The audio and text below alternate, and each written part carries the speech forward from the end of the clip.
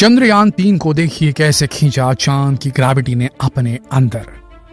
Successfully lunar orbit insertion हो चुका है और चंद्रयान-3 अब बेहद सफलतापूर्वक लूनर ऑर्बिट में यानी कि चंद्रमा की ऑर्बिट में उसकी परिक्रमा कर रहा है, जैसा कि प्लान किया गया था इसरो के द्वारा।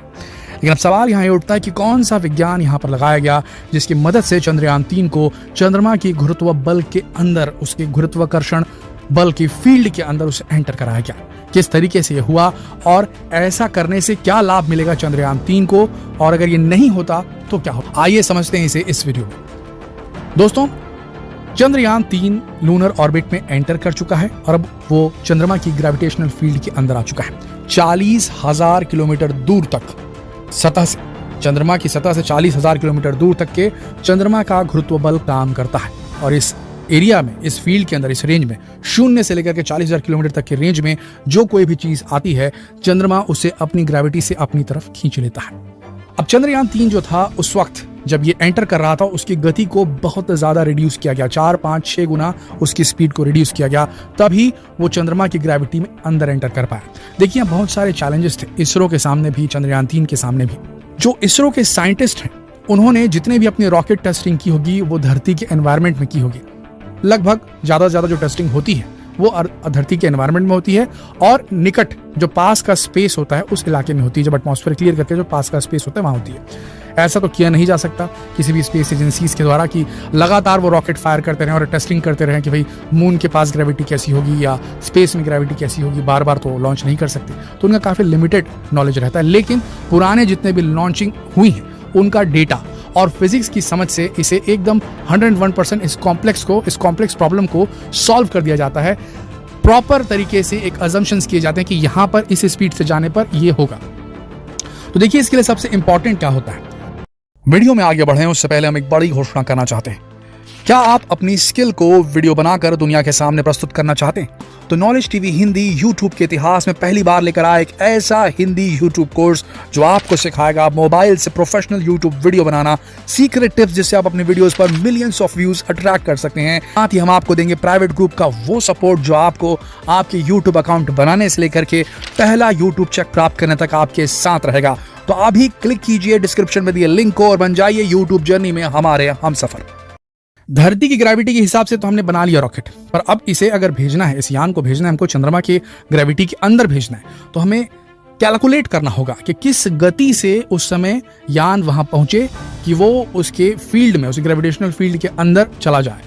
अगर गति तेज होगी तो उसको स्किप करके आगे चला जाएगा, अगर गति स्लो हुई तो हो सकता है वो धीरे धीरे चंद्रमा की तरफ सीधा चला जाए और उसके बाद में वो क्रैश भी हो सकता है। और अगर गति एकदम तेज रही और उसकी ट्रेजेक्टरी भी गलत रही, यानी कि जिस डायरेक्शन से वो एंटर कर रहा है, तो भी वो क्रैश कर सकता है। इस केस में बाकायदा इसरो की टीम ने, मिशन ऑपरेशंस वाले जो थे इसरो के, मिशन ऑपरेशंस ही वो फील्ड होती है, वो ऑफिस होता है इनका, वो प्रोजेक्टर रूम होता है जहां पर बैठ करके प्रोजेक्ट पे पूरी नजर रखते हैं, टेलीमेट्री को ट्रैकिंग करते हैं और यहीं से कमांड भेजते हैं। तो इन्होंने बड़े दिमाग से, बहुत सही तरीके से और अपने पुराने 2 मिशन चंद्रयान-1 और चंद्रयान-2 की नॉलेज को लेते हुए दोनों मिशन में सक्सेसफुली लूनर ऑर्बिट इंसर्शन तक के किया गया था। तो उनका ध्यान में रखते हुए पुराने एक्सपीरियंस से इन्होंने एंटर करवाया और पर्टिकुलर स्पीड पर, पर्टिकुलर जगह पर इन्होंने स्पीड स्लो करनी शुरू की। इसे रिटार्डेशन फेज कहते हैं। एक टाइम था जब उसकी स्पीड को इतना बढ़ाया गया तो 40,000 किलोमीटर प्रति घंटे की रफ्तार से पकड़ ली थी।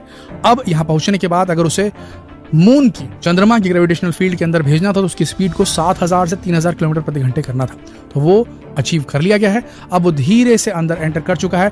अब ये सर्कल करेगा, ऑर्बिट करेगा चंद्रमा की। देखिए, ग्रेविटी है क्या?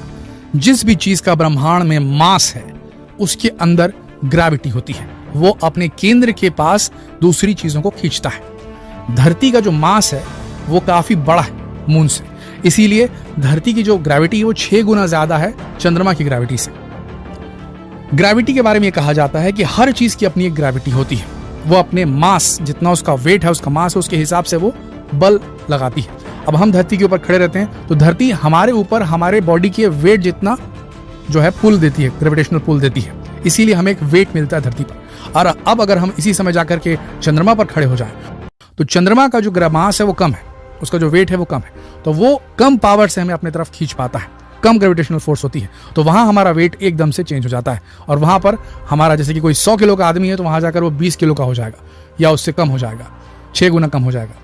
तो इसलिए वहां की स्थिति को समझना और उसके ग्रेविटेशनल पुल को समझना और उसके अकॉर्डिंग स्पेस क्राफ्ट को एंटर करवाना उसकी फील्ड में बेहद पेचीदा काम था, पर इसरो के वैज्ञानिकों ने सक्सेसफुली इसे कर लिया। अब चंद्रयान 3 1 करके 2 करके 3 करके 4 चक्कर काटेगा। चौथे चक्कर में तकरीबन 15 से 17 तारीख के बीच में जो है ये 100 किलोमीटर बाई 100 किलोमीटर का ऑर्बिट अटेन कर लेगा लूनर ऑर्बिट में, चंद्रमा की सरफेस के 100 किलोमीटर ऊपर। उसके बाद चंद्रयान के प्रोपल्शन मॉड्यूल से लैंडर जो है विक्रम लैंडर वो डिटैच हो जाएगा, वो अलग हो जाएगा और उसके बाद फिर वो वहां से 18 और 20 तारीख को उसको डी ऑर्बिट करने की कोशिश की जाएगी। डी बूस्ट और डी ऑर्बिट।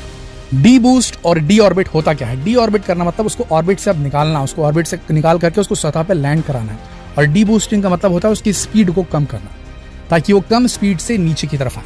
ग्रेविटी हर चीज को अपनी तरफ खींचती है, चंद्रयान 3 को भी खींचेगी, उसके लैंडर को भी खींचेगी। उसके खिंचाव को रोकने के लिए क्या करना होगा?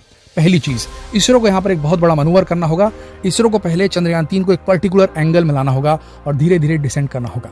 ऐसा ना हो कि वो अपने फेस के बल पे नीचे उतर जाए। रेट्रो रॉकेट से रेट्रो इंजन जो है ये फायर करेंगे और ये नीचे गिरते समय ऑपोजिट साइड में एक फोर्स जनरेट करेंगे, जिससे उसकी स्पीड धीरे धीरे कम होने लगेगी। यही वो पॉइंट है जिस पॉइंट में विक्रम लैंडर के अंदर लगे वीडियो कैमरास नीचे स्कैन करेंगे जो टेरेन है वहां का। साउथ पोल का टेरेन बहुत मुश्किल है दोस्तों।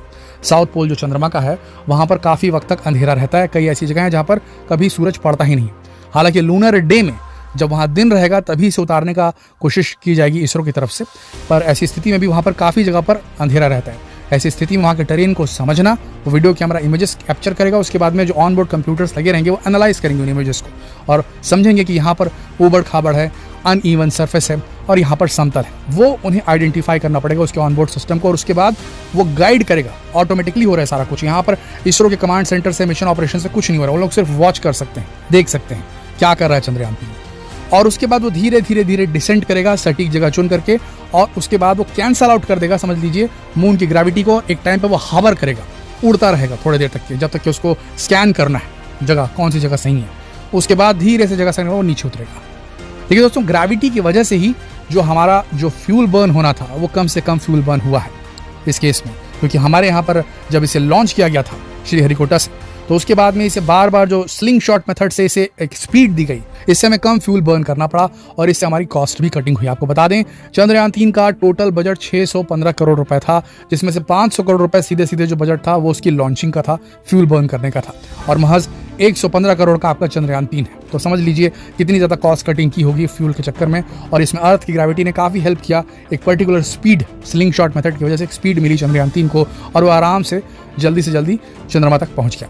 दोस्तों, आशा करते हैं इस वीडियो से आपको कुछ नया जानने को मिला होगा। अगर ये वीडियो आपको इंटरेस्टिंग लगी तो इसे अपने तक बिल्कुल सीमित न रखें, जितना हो सके इसे शेयर करें फेसबुक पर, व्हाट्सएप पर, यूट्यूब पर। जल्द मिलते हैं आपसे अगले वीडियो में। तब तक के लिए आप सबका इस वीडियो के अंत तक बने रहने के लिए दिल से धन्यवाद।